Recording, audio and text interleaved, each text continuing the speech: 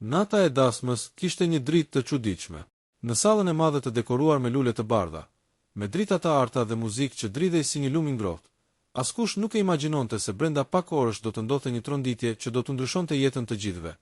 E sidomos atij, Ilirit, burrit 59 vjeçar, i cili po martonte djalin e tij të vetëm, Ardin. Ai ishte i qetë, por syt i kishte të mbushur me emocione. Me kostumin e zi, me flokët e thinjur dhe me duart që dridheshin lehtë, nuk dije nëse po dridhej nga gëzimi, apo nga ajo ndjesje e vjetër që i përhapej në stomak sa herë mendohej gjatë për jetën që kishte bërë. Një jetë me pengje, por edhe me dashuri. Iliri kishte qenë babai i përkushtuar, i prerë, i drejtë. Kishte punuar vite të tëra në emigracion vetëm për një qëllim, që djali i tij të studionte, të kishte atë që ai vet nuk e pati kurrë, një fëmijëri të plotë. Por pikërisht në natën kur duhej të ndjehej më krenari në botë, e shkuara po i afrohej si një hije e ftohtë, një festa që nisi e qetë, por zemra josalla gumzhinte nga zërat e njerëzve, qeshjet, këngët, krushit e nuses, të veshur me kostume elegante, pinin vere ulnin gotat mbi tryez ndërsa bisedonin me të afërmit e dhëndrit. Ardi po kërceu vallën e parë me nusen e tij, Klarën, një vajzë e bukur, e edukuar dhe me familje shumë të respektuar. Të gjithë ishin të lumtur, dhe askush nuk e vuri re se Iliri, në një kënd të sallës, ishte më i larguar se zakonisht. Vetëm bashkëshortja e tij, Mira, e kuptonte. Ajo ja njihte lëvizjet, frymëmarrjen, edhe kur ai nuk fliste. E pa që ai po nervozohej pa arsye, po tunte gotën e rakis pa pirë asnjë pikë. Ilir i tha but duke ju afruar. Është dita e djalit, mos e mbaj mendjen gjetk, po e mbaj. Ai buz qeshi shkurt, thjesht po mendoj, por Mira e dinte. Ajo e dinte fare e mirë se çfarë mund ta kishte turbulluar burrin sot. Prej vitesh ajo i friksohej kësaj dite. Jo dasmës, por dhe çkaje që ajo e mbante fshehur. Diçka që nuk ja kishte thënë askujt për 28 vite. Diçka që lidhe me Ardin, djalin që ata ritën bashk, por jo të dy e sollën në jetë. Dhe sot, pikërisht sot, ajo kishte marrë një telefonat. Një telefonat që e kishte bërë të zbehej si letër. Një telefonat që i tha vetëm 2 fjalë. Po vi në dasmë. Asaj i ngrin gjaku. Ai ishte i së kaluarës. I atij gabimi që bëri 29 vjet më parë. Dhe tani ai njeri po vinte. Mira e shihte sallën pa e ditur nga cila dyer do hynte ai. Çdo burri i panjohur që u fut brenda i dukej sikur që ai. Ajo u dridh. E dinte se kur ai të hynte, do të ndodhte gjëja që i druhej gjithë jetën në dy. I ftuar i paftuar kur këngët e dasmës hynë në kulmin e tyre. Dera e madhe u hap. Pak njerëz u kthyen të shihnin kush hyri. Një burr rreth të 60-tave, i veshur thjesht, jo si të tjerët. Një fytyrë e panjohur për shumicën, por për Mirën ishte fytyra që ajo e kishte parë 29 vite më parë, në një natë që nuk duhej të kishte ndodhur kurrë. Ajo u ngrit në këmbë menjëherë, fytyra ju zbe si bora. O Zot, pëshpëriti. Pse erdhe? Burri i panjohur i buzëqeshi hidhur, si dikush që kishte ardhur për të thënë një të vërtetë të vonuar. Iliri nuk e vuri re fillimisht. Ishte duke përgatitur fjalimin që do t'i mbante djalit. Në dorë mbante një letër të vogël. E kishte shkruar 3 herë këtë javë. Donte të thoshte fjalët më të bukura, por në atë moment ai dëgjoi zërin e Mirës që i tha: Ilir nuk ndihem mirë. Duhet të dal pak jashtë. Ai e pa në sy, Mirën që dridhej, Mirën që mezi po merrte frym. Ç'ke kështu? Do ta shpjegoj veç dil pak, por nuk pati kohë. I panjohuri kishte hyrë tashmë drejtë në mes të sallës. Ndërsa njerëzit u kthyen, Iliri gjithashtu u kthye ta shihte. Dhe sapo shikimet e tyre u kryqëzuan diçka brenda Ilirit u drodh, sepse fytyra e atij burri ishte shumë e njohur. Shumë e njohur se sa duhej të ishte 3.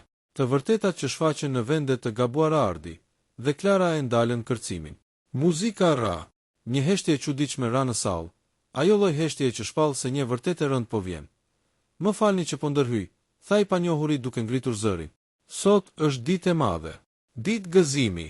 Por përpara se ky djalë dhe tregoj Ardin, të nis jetën e tij të re, dua t'i them një të vërtetë që nuk është thënë kurrë. Mira vuri duart në fytyrë. Jo, të lutem, shërtiu ajo. Jo sot, jo këtu. Iliri ju afrua burrit. Kush je ti? I tha me zë të ftohtë. Pse po ndërhyn në dasmën e djalit tim? Burri e pa drejtë në sy. Jam dikush që duhet të isha këtu 28 vite më parë. Jam dikush që duhet të kisha qenë pranë atij djali që ti e quan tëndin. Iliri ngrini. Çfarë po thua? I panjohuri mori një frymë të thellë. Quhem Sokol Morina. Edhe po ta them drejt e pa rrotulla. Ardi është djali im. Salla shpërtheu në zhurmë. Tavolinat u tundën nga njerëzit që u ngritën në këmbë. Dikush bërtiti. Çfarë po thua more burr? Por nuk pati rëndësi, sepse fjala djali im i ra Ilirit si një goditje me çeka në kraharor. Ai u kthye drejt Mirës, që po qante me fytyrën e mbuluar. Mira, çfarë po thot ky? Ajo nuk foli. Vetëm lotët i binin pa pushim. Mira. Iliri ngriti zërin, për herë të parë në 30 vite martesë. Më thuaj, a është e vërtet? Sokol Morina u fut në mes të tyre. Unë dhe Mira jemi takuar dikur para 29 vitesh, dhe ajo mbeti shtatzën. Ajo më kërkoi të ri larg, por tani dua të di të vërtetën. Dua ta di nëse Ardi është djali im. Ai u kthye Ardit. Dua të di kush jam unë për ty. Ardi kishte mbetur pa ngjyrë. Nusja e tij po i mbante dorën dhe nuk po dinte ç'të thoshte. Iliri vetëm e pa Mirën. A është e vërtet? Përsëriti. Më mjafton një fjalë. Ilir, tha ajo me slotëve, të lutem mos, a është djali im? Mira uli kokën, dhe atëherë kuptoi. E gjithë bota ju shem mbi kokë. 4. Zemra e thyer në natën e gëzimit Iliri bëri disa hapa prapa. Fytyra i u zbe. Lotët nuk i ran, por syti u mbushën me një errësirë që nuk e kishte ndjer kurrë. Pra gjithë jetën, tha ai me zë të dridhur, unë jam munduar, jam sakrifikuar, kam punuar për një djalë që nuk është imi. Ardi bëri një hap drejt tij. Baba, mos. Bërtiti Iliri. Mos më thirr baba, salla u trondit. Disa gra nisën të qanin. Dikush u përpoq të shtypte kamerat e telefonave. Ardi u rënua. Sikur të ishte këputur shpirti. Unë, pëshpëriti ai, unë nuk kam ditur asgjë. Unë të dua ti e babai im, por Iliri nuk e dëgjoi. Ai u kthye drejt Mirës. Pse ma bëre këtë? Pse më le të dashurohesha me një fëmijë që nuk ishte imi? Se më le të rritje një gënjeshtër? Mira u përkul në lot. Sepse të doja, sepse kam gabuar. Por pastaj ti u bëre baba për të e doje më shumë se kushdo dhe unë kisha frikë ta prisha këtë. Jo, tha Iliri me zë të ulët, por plot dhimbje. Ti nuk pate frikë. Ti pate turp. Dhe unë pata besim tek një gënjeshtër 30 vjeçare. Ai mori frymthell, pastaj shikoi sërish Ardin. Kam nevojë të dal jashtë, dhe doli nga salla. Asnjëherë në jetën e tij nuk kishte dal kaq i thyer. Jashtë sallës, në ajrin e natës që diçte Iliri doli nga salla si i verbuar. Çdo hapi dukej sikur e çonte drejt një humnere që i hapej nën këmbë. Muzika që vazhdoi brenda për disa sekonda u zvoglua, derisa nuk u dëgjua më fare. Vetëm zhurma e shpirtit të tij po i vriste veshët. Ajri i natës ishte i ftohtë, por ai digjej nga brenda. U mbështet në murin e jashtëm të sallës dhe vuri duart mbi kokë. Zot, çfarë më bëri kjo? Pëshpëriste. Gjithë jeta. Një gënjeshtër, fytyra e Ardit, e foshnjës që ai mori në krah për herë të parë. Hapat e parë. Provimet, punët e natës që bënte si hamall vetëm për të paguar shkollën e tij. Dhimbjet e shpinës nga vitet të tëra ndërtimin e emigracion, të gjitha i kaluan përpara syve si një film i djegur. Nuk mund të jetë e vërtet përsërisje vet. Jo kështu, jo sot, ai u përkul përpara sikur po i merrej fryma. Ndjente trupin që po i dridhej. Nuk po çante. Jo ende. Dhimbja ishte aq e thellë, sa nuk nxirrte dot lot, dhe pastaj dëgjoi hapa prapa. Baba zëri djalit të tij. Zëri që ndali të tërin. Mos më thirr baba, tha Iliri pa u kthyer. Jo tani, por Ardi ju afrua. Të lutem shumë, mos më lër kështu.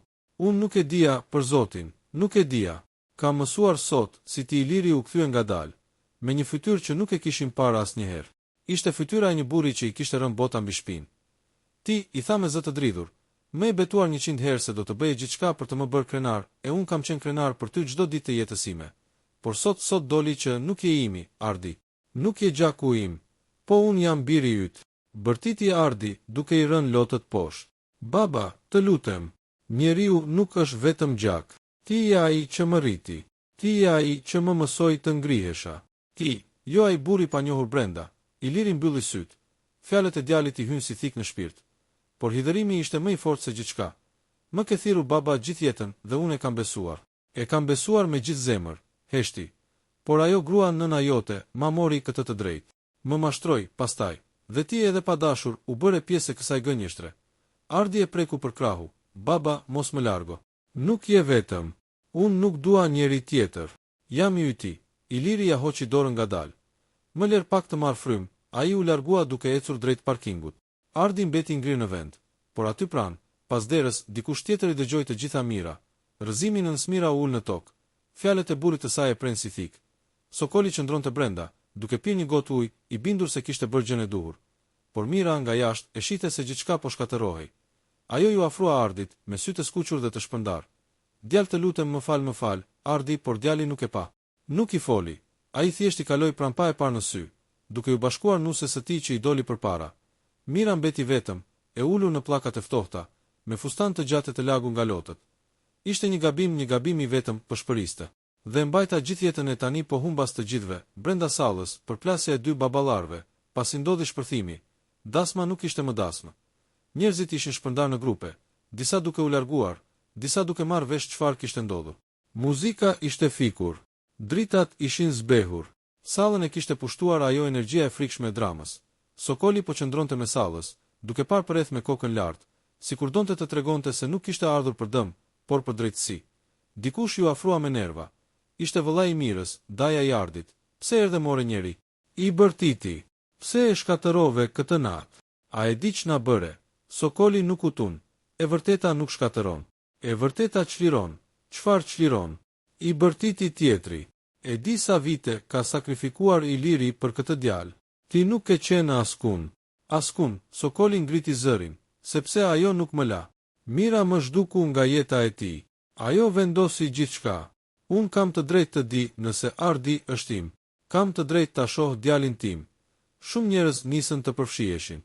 Sallën e përfshiu kaos. Nusja e Ardit, Klara, doli përpara. Ju lutem, mjaf, bërtiti, mos e shkatëroni këtë ditë më shumë. Por askush nuk dëgjoi. Ardi, midis dy botëve Ardi, u largua nga turma me Klarë. Shkuan te tavolina e nusës e dhëndrit, që tani dukej si një ishull i braktisur. Aty u ul dhe vuri kokën në duar. Çfarë jam unë? Pëshpëriste. Kujt i përkas? Pse më ndodhi kjo? Klara ja mbajti duart. Ti i përket nesh. Unë jam këtu. Nuk do të lë. Po babai ai, po njeriu që mendoja se ishte babai im. Ai është prap baba, i tha Klara me butësi. Ai ka bërë gjithçka për ty. Ti nuk duhet të dyshosh në këtë. Po ai nuk do të më doj më, pëshpëriti Ardi. Dhe tjetri, Sokol Morina, nuk dua ta njoh. Nuk dua asgjë prej ti. Klara e fshiu lotët. Ardi, kjo nuk është dita që imagjinuam, por ne do ta kalojmë. Veç mos e mbyll zemrën tënde. Shko dhe fol me të, por Ardi lëvizi kokën. Jo tani. Jam i shkatëruar, jashtë, përballja e Madhejliri ishte ulur në makinë, pa e ndezur. Po shikonte timonin sikur mos ta kishte parë kurrë ndonjëherë. Kapi celularin, e ndezi, e shikoi e fik. Nuk dinte këtë telefononte. Nuk donte të fliste me askënd. Dhe pikërisht kur ai ishte në gjendje më të rëndë, dera e makinës u hap. Ishte ai Sokoli. Ik, të lutem, i tha Iliri me zë të qetë. Nuk dua të flas, por Sokol Morina nuk u largua. Duhet të flasim si burra. Ti s'ke punë me mua, po kam. Prej 29 vitesh, Iliri mbylli syt. Sokoli vazhdoi. Unë nuk kam ardhur për të prishur jetën e askujt. Kam ardhur sepse kam pasur një plagë në shpirt. Dhe sot, erdha ta mbyll. Dhe hape timen, tha Iliri me zë të shuar. Sokoli ul pranderës, pa hyrë brenda, thjesht mbështetur me një këmbë në tokë. Ilir, dua ta dëgjosh një gjë. Nuk kam ardhur të marr djalin. As të ta heq. Dua vetëm të di. Dua testin e Adnës. Ilirit i dridhen duart, dhe, po. Nëse është djali im, dua ta njoh. Nëse nuk është dal dhe nuk kthehem më kurrë, ta jap fjalën. Iliri e shikoi për herë të parë drejtë në sy. Sokol për herë të parë uli shikimin, jo si sfidë, por si pranimi i një realiteti që edhe atij i rëndonte. Dhe nëse është imi, shtoi ai, nuk do ta pengoj të vazhdoj jetën me ty. Por dua të kem të drejtën ta shoh. Aq kërkoj. Iliri uli kokën, e dinte se kjo kërkesë ishte drejtë, por e pa drejt për zemrën e tij. Mirë, tha ai si dikush që i jep veten. Por para se të bëjmë dhe dua të flas me djalin tim, me Ardin, dhe me Mirën, ajo më detyrohet shpjegime. Po, tha Sokoli duke ngritur duart. Po, të gjitha në kohën e duhur. Unë pres, ai u largua. Iliri mbeti vetëm në errësirë. Por për herë të parë një lot i vetëm i ra nga syri. Diku brenda Ardish duke ndërkohë që njerëzit akoma diskutonin, kamerierët po përpiqeshin të mblidhin ushimet, dhe prindrit e nusës po mundoheshin të qetësonin situatën në një moment dikush bërtiti. Ardi? Ku është dhëndri? Klara u ngrit me njëherë, e friksuar. Gjeti celularin e Ardit mbi tavolinë. Karrigja e tij ishte bosh. Ardi. Thiri. Ardi, askush nuk e pa kur doli. Askush nuk e dëgjoi derën që u mbyll. Dhe askush nuk e pa makinën e tij të bardhë teksa largohej me shpejtësi nga parkingu. Salla e dasmës tashmë ishte një fush pas beteje. Muzika ishte fikur, tavolina të rëmujshme, të ftuarit të shpërndar, disa që diskutonin me zë të ulët, të tjerë që po largoheshin me turp e shqetësim. Por asgjë nuk ishte më rëndësishme se ajo që u tha. Ardi ka ikur. Nuk është askun. Klara lëshoi lulen e nuses që mbante në dorë dhe vrapoi drejt daljes. Ardi, thiri, e friksuar, duke parë djatha se majtas në parking, sikur ai mund të fshihej diku. Mira, e cila sapo ishte ngritur nga toka, u trondit edhe më shumë. Jo, pëshpëriste. Çfarë kam bërë kështu, çfarë kam bërë, Iliri, i cili deri atë moment ishte ulur në makinë duke u përpjekur të përpinte dhimbjen e tij. Sapo dëgjoi zërat, hapi derën me shpejtësi dhe doli jashtë. Çfarë ka ndodhur? Bërtiti. Ku është djali? Ka ikur me makinë. Nuk e pa më askush. E kërkova gjithandej, i tha Klara e përlotur. Iliri e vuri dorën mbi ballë. Ai s'ka as celular me vete, ka lënë gjithçka brenda. Mira u afrua me një zë që mezi dëgjohej. Ilir, të lutem, duhet ta gjejmë. Ai e shikoi me një shikim që ajo nuk do ta harronte kurrë. Mos më fol. Jo tani. Pastaj u kthye gjithë të tjerëve. Kush e ka parë drejtimin? Nga rruga për në liçen, tha një kamerier. Ilirit ju drodh fyti. Ai e njihte djalin e tij. E dinte që Ardi, sa herë ishte i turbulluar, shkonte pikërisht atje. Por sot nuk ishte një natë e zakonshme. Sot Ardi ishte i thyer. Hipni në makina. Të gjithë, tha Iliri. Do kërkojmë çdo centimetër të rrugës. Kolona e makinave u nis me shpejtësi. Iliri ishte i pari. Pas ti Klara me babain e saj. Më pas disa kushërinj, vëllai i Mirës, dhe në fund Sokoli, pak i hezituar, por i vendosur të mos largohej pa e parë djalin. Dritat e makinave ndriçonin rrugën e erët malore, ndërsa natën e përshkonte vetëm zhurma e motorëve dhe thirrjet e ankshme. Ardi, ku je? Mira qante e dëshpëruar. Sokoli shtrëngonte timonin me një ndjenjë faji që nuk e kishte ndjer kurrë më parë. Iliri udhëhiqte, i lodhur, i raskapitur, por i vendosur. Ai nuk do të humbiste djalin. Ashtu siç nuk e kishte humbur as në fëmijëri, as në adoleshencë, as në asnjë vështirësi të jetës. Këmbanat e alarmit i binin në kokë, ndërsa kujtimet e Ardit që e shikonin si hero e shkatëronin nga brenda. Të lutem, mos më lër, pëshpëriste ai vetë me vete, sikur i fliste dikujt. Pas 20 minuta shkërkimi, të tensionuar, një dritë e bardhë ndriçoi anën e rrugës. Ishte makina e Ardit, e parkuar keq, me dritat e fikura, por dera e shoferit e hapur. Këtu, bërtiti Iliri, duke u hedhur nga makina pa pritur. Të gjithë vrapuan. Iliri u fut brenda makinës. Nuk është këtu. Bërtiti, Klara mbuloi gojen me duar. Jo. Ardi, të lutem, gjurmët e këmbëve të tij ishin të dukshme në tokën me barë, që çonin drejt buzës së liçenit. Mira u ul në gjunjë dhe i vendosi duart në tokë, duke qarë me ngashërim. Më fal Ardi, të lutem. Sokoli e mori frymën thellë. Ai përplasi grushtat në kofsh. Duhet ta gjejmë. Shpejt. Të gjithë u shpërndan me telefona në duar, me drita, duke kërkuar në përpyll, përreth liçenit, pranë shkëmbinjve, çdo vend të mundshëm. Ardi. Britmat kumbonin në natën e heshtur. Diku, vetëm pak metra larg, i ulur në një gur, ishte Ardi. Sytë e tij ishin nëntur, frymarrja e rënd, trupi i dridhur. Ai nuk kishte forcë të hidhte veten në ujë. Nuk e kishte menduar asnjëherë vetvrasjen, por e ndjente veten bosh, pa identitet, pa rënje. Ai ndërsa shihte sipërfaqen e liçenit, pëshpëriti. Kush jam unë? Pse më ndodhi kjo? Pse sot? Se kaq turp në ditën time, një fshfërim prapa tij. Ardi u kthye. Dikush po i afrohej me hapa të kujdesshëm. Ishte Iliri. Ai ndaloi disa metra larg, sikur të kishte frikë ta tremte. Ardi, zëri i tij u thye. Ardi uli syt. Do të më thuash të largohem? Të mos të quaj më baba. Iliri më në fund u afrua 2 hapa. Nëse ka një gjë në këtë botë që nuk dua, është kjo. Ai i dridhej zëri. Atëherë pse? Pse dole? Pse më the ato fjalë? Tha Ardi. Iliri u ul pranë tij, por jo shumë afër, sepse më dhembi. Më dhembi shumë, bir. Më dukej sikur po vdisja. Nuk ishte faji yt, ishte shoku, ishte tronditja. E vërteta më goditi në zemër. Ardi e shikoi me sytë e kuq. Dhe çfarë tani për mua? Iliri zgjati dorën, por e tërhoqi pak, i friksuar. Jam njeriu që të rriti, njeriu që të çoi në shkollë, që të mësoi të ngjisje biçikletë, që ngriti shtëpinë me duart e veta për ty, që të priti natën sa herë vonoje, që u gëzua me sukseset e tua, që qanë sot sepse ti e jeta ime. Heshti, dhe nëse ti do jam akoma babai yt, Ardi nisi të qante si fëmijë. Unë të dua, pëshpëriti, të kam dashur gjithmonë, por tani jam i humbur. Iliri i fshiu lotët me dorë. Nuk je i humbur, je im bir. Gjak apo jo, të dua po aq. Asgjë nuk mund ta ndryshoj këtë.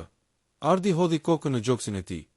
Iliri e përqafoi fort, duke mos e lëshuar më pikërisht kur ata të dy po qetësoheshin. Dritat e një makine u panë në distancë. Sokoli vrapoi drejt tyre. Ardi, Tha ai me frymëmarrje të shpejtë. Faleminderit Zoti që je mirë. Ai u afrua, por Iliri bëri shenjë të ndalonte. Ardi ngriti kokën. Shikoi Sokol Morinën drejtë në sy. Sytë e tij nuk kishin më frikë, por ishin plot falje dhe forcë. Pse e bëre këtë? E pyeti Ardi. Pse sot? Sokoli zgjati duart, pastaj i uli. Sepse kam jetuar gjithmonë me një boshllëk. Me dyshim, me faj. Dhe kur mora vesh se mund të ishe im, nuk durova më. E dija që ishte e gabuar ta bëja kështu, por më mbyti nevoja për të ditur. Iliri e pa me urrejtje, por Ardi e ngriti dorën. Mjaft, të dy burrat heshtën. Do bëjmë di. Tha Ardi. Dua ta di edhe unë. Dua të di kush jam. Jo se dua të largoj, tha duke parë Ilirin. Por dua të kem të vërtetën. Iliri uli kokën me dhembje. Por e kuptoj, po. Do ta bëjmë. Unë jam me ty në çdo hap. Sokoli mori frymë në lehtësim. Faleminderit që më jep një shans, Ardi shtoi. Por dua ta dish një gjë. Po. Pyeti Sokoli. Ardi tregoi Ilirin me dorë. Ky është babai im. Çfarëdo që të dalë testi, kjo nuk ndryshon. Iliri u prek aq shumë sa ju lagën syt. Sokoli uli kokën. E kuptoj. Dhe respektoj. 2 javë më vonë, të tre u ulën në një zyrë mjekësore. Raporti ishte në një dosje të bardhë. Mira ishte jashtë, duke pritur, duke qarë. Klara po mban dorën e saj. Mjeku hapi dosjen. Rezultati është Iliri mbylli syt. Ardi e mbajti frymën. Sokoli u ngrit pak nga karrigja. Ardi biologjikisht dhoma u mbush me heshtje. Është një moment i gjatë djali Ilirit. Dhoma shpërtheu në pshërtima. Iliri qau. Ardi qeshi me slotëve. Sokoli uli kokën dhe fshiu lotët e tij të hidhur. Të paktën mora përgjigjen, tha Sokoli. Më vjen keq për gjithçka që shkaktova. Ai u ngrit për t'u larguar. Por Ardi e ndali duke i prekur krahun. Faleminderit që kërkove të vërtetën. Por tani duhet të vazhdosh jetën tënde. Ne do të rregullojmë tanët. Sokoli mbylli syt, e preku Ardin në shpatull dhe u largua pa zhurmë. Të gjithë dolën te korridori ku Mira priste me fytyrën e shkatëruar. Çfarë doli? Pyeti me zë të dridhur. Ardi e përqafoi. Jam djali i babit tim. Ajo shpërtheu në lot. Më falni të lutem, më falni, Iliri e pa gjatë. Pastaj tha. Nuk e dia mund të harroj, por mund të përpiqem të fal. Jo për ty, por për familjen tonë. Dhe për këtë djalë. Mira ra në gjunjë. Ardi e ngriti. Mjaft, u mbyll kjo plag. Tani të shërohemi. Të gjithë 6 muaj më vonë, Ardi dhe Klara organizuan një dasmë të vogël. Vetëm me njerëzit më të afërt. Pa muzikë të zhurmshme, pa turma, pa drama. Në mes të tavolinës ishte një fotografi. Iliri duke përqafuar Ardin buzë liçenit. Sot ata qeshnin. Iliri tha një toast. Familja nuk është gjak, është besim, është dashuri. Dhe nëse ke këto, atëherë ke gjithçka. Ardi e ngriti gotën. Të falenderoj që asnjë test në botë nuk mundi të ndryshojë atë që je për mua baba. Dhe kështu nga një natë e errët, lindi një dritë që nuk u shua më.